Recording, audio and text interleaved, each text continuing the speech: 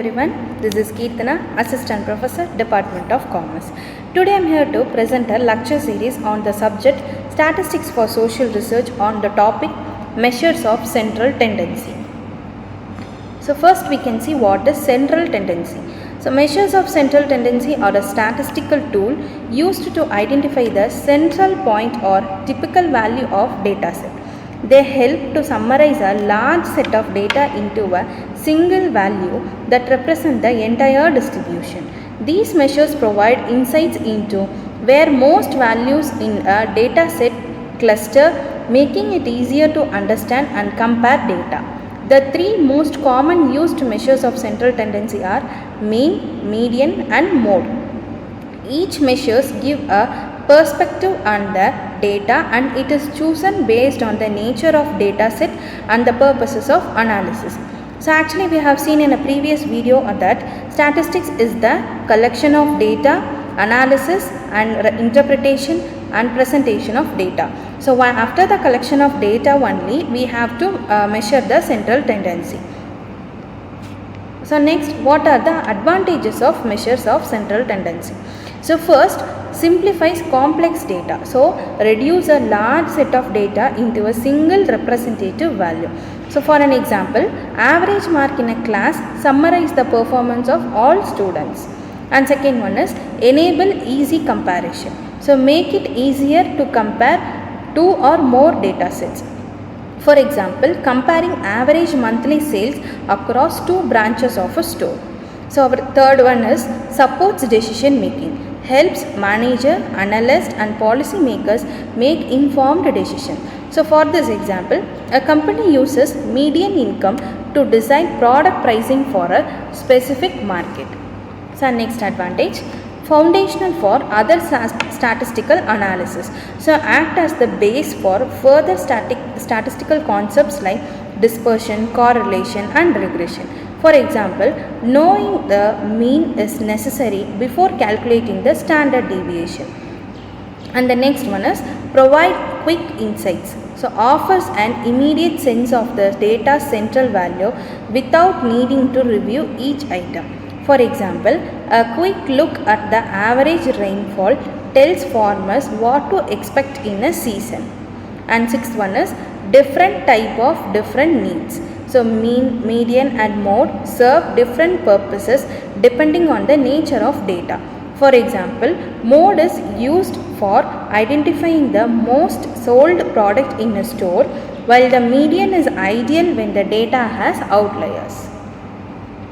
So these are the measures of central tendency. First one is mean, second one is median and third one is mode. So first we can see what is mean. The mean represents the average value of the data set. It can be calculated as sum of all values in the data set divided by the number of values. In general, it is considered as the arithmetic mean. Some other measures of mean used to find the central tendency are as follows.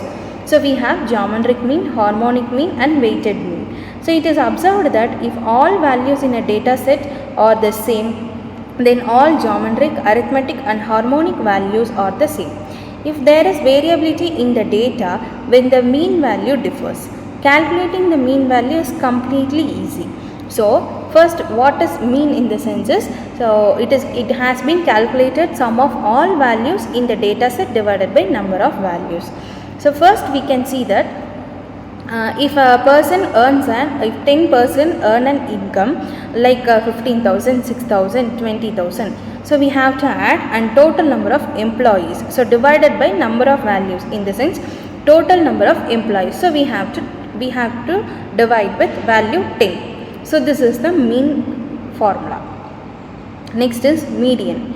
Median is the middle value of the data set in which data is arranged in an ascending or descending order. When the data set contains an even number of values, then the median value of the data set can be found by taking the mean of the two middle values. So in the data set, consider the given set with odd number of observation arranged in descending order. So we have, can you see this? 23, 21, 18, 16, 15, 13, 12, 10, 9, 7, 6, 5, 2. So totally we have 13 values. So in the 13 values, so we can divide as 6 values and in below 6 values. So in middle we can see the 12. So 12 is our median.